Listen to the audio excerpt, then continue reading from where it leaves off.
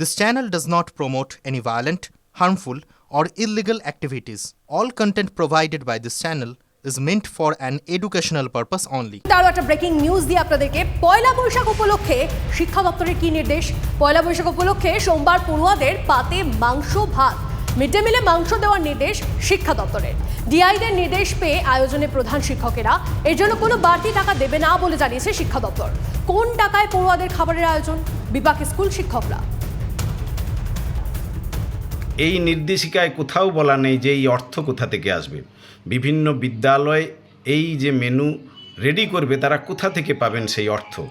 সামান্য পরিমাণ অর্থ বরাদ্দ থাকে। আমরা দাবি করছি যে শুধু একদিন নয়, যাতে প্রতিদিন ছাত্রছাত্রীরা তাদের পুষ্টিকর আহার দেওয়া যায় তার জন্য বরাদ্দ বাড়ানো হোক।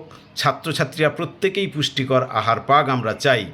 সারাটা বছর ধরে যে মিড ডে মিলের যে খাবারটা দেওয়া হয় এবং তাতে যে পুষ্টি যেটা পাওয়ার কথা ছাত্রছাত্রীদের সেটা পায় না আর কি, তাহলে সেই ব্যাপারে সরকারের মাথা ব্যথা থাকে না কেন?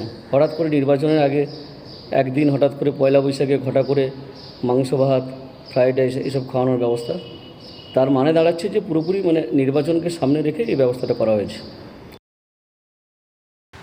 পয়লা বৈশাখ উপলক্ষে প্রত্যেক স্কুলে মিড ডে মিলে খাওয়ানো হবে মাংস ভাত, ফল, কোথাও ফ্রাইড রাইস, আলুর দম, ডিম কষা ইত্যাদি ইত্যাদি।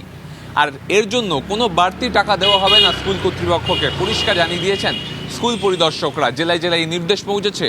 তারপরে প্রধান শিক্ষকদের প্রশ্ন, টাকা আসবে কোত্থেকে? শিক্ষকরাও প্রশ্ন করছেন, একদিনের জন্য ভালো খাইয়ে হবেটা কি? পুষ্টি বাড়াতে বরাদ্দ বাড়াতে হবে মিড ডে মিলে। ক্যামেরা গৌরবের সঙ্গে সুমন, TV9 বাংলা, কলকাতা। পথে প্রচার চলছে, পথে প্রচারে প্রার্থীরা, কিন্তু সেখানে গিয়েও কোথাও কোথাও গোলমাল বেঁধে যাচ্ছে। যে এই যেমন দেখুন বহরমপুরে অধীর চৌধুরীর প্রচার, আর সেই প্রচারে ব্যাপক উত্তেজনা। আপনাদেরকে জানিয়ে রাখি, অধীরকে গো ব্যাক স্লোগান দেওয়া হয়। কংগ্রেস ও তৃণমূল সমর্থকদের হাতাহাতি বেঁধে যায় সেই ঘটনা, এবং এই ঘটনায় দুজনকে আটকও করেছে পুলিশ।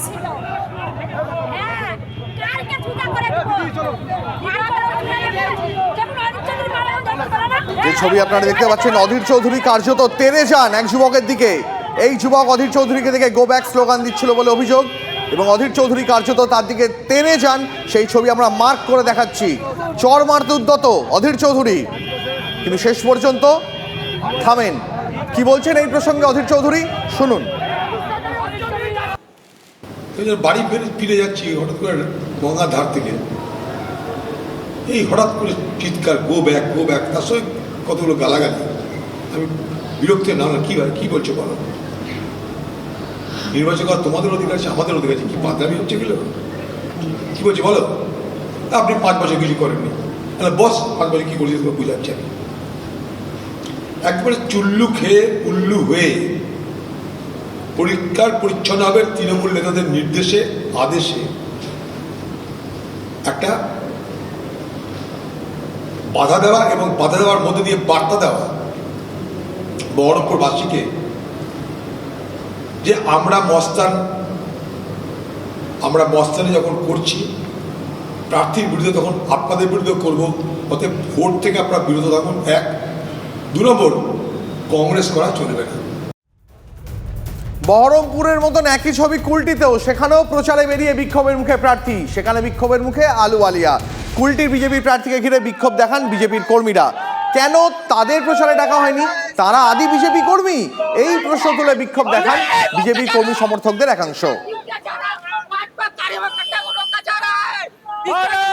নরেন্দ্র মোদী জি, অমিত শাহ জি আর নাড্ডা জি নিজে করলেন, ঘোষণা করলেন যে এসএস আলুওয়ালিয়া এখানকার প্রতিনিধি হিসাবে নির্বাচন লড়বে। তা বুঝতে হবে দেখি কে কার্যকর্তা আছে যার মাথায় ঢুকলো না এই ব্যাপারটা, যে শীর্ষ নেতৃত্ব যার নাম ফয়সলা করেছে সেটাকে মানতে নারাজ সে।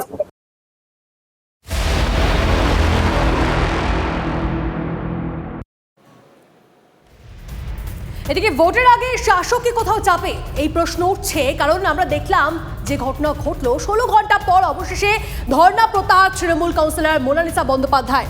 সুদীপ বন্দ্যোপাধ্যায়ের অনুগামীরা তাকে বিরক্ত করছে এই অভিযোগ তুলে গতকাল সন্ধ্যে থেকেই ধর্ণায় বসেছিলেন councillor.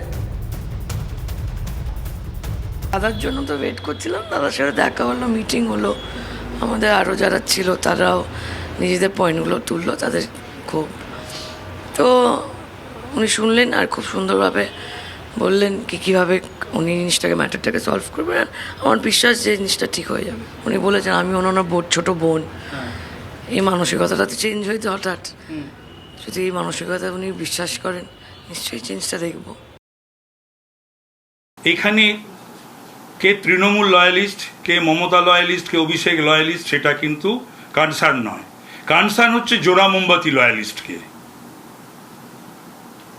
Sudip Banerjee loyalist, Nayana Banerjee loyalist অন্তত চৌরঙ্গিতে হতে হবে, তা না হলে পরে তৃণমূলটি করা যাবে না। মোনালিসা যে ধর্নায় বসে, তো অনেকে ধর্নায় বসছে না, কিন্তু এই ক্ষোভ 60টি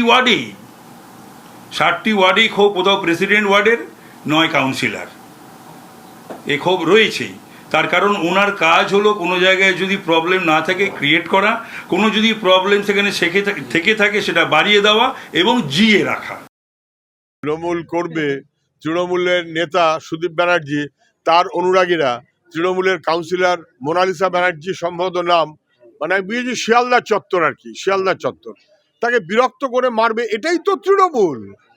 ফ্ল্যাট কালচার, ফ্ল্যাটের মধ্যে টাকা কালচার, অপার সংসারের কালচার, এই সব মিলিয়ে তৃণমূল একেবারে ফুলে ফলে বিকশিত। যারা ধর্না দেয়, সারা বছর ধর্না দেয়, কোথায় কখন ধর্না দিতে হবে জানেন, নিজেদের পার্টি অফিস, নিজেদের নেতার অফিস সামনে ধর্না দিচ্ছেন। এখন টিএমসি মানে এটাই, এদেরকে পেট ভরতে গিয়ে, এদেরকে সুবিধা দিতে গিয়ে মমতা ব্যানার্জির অবস্থা খারাপ, সরকার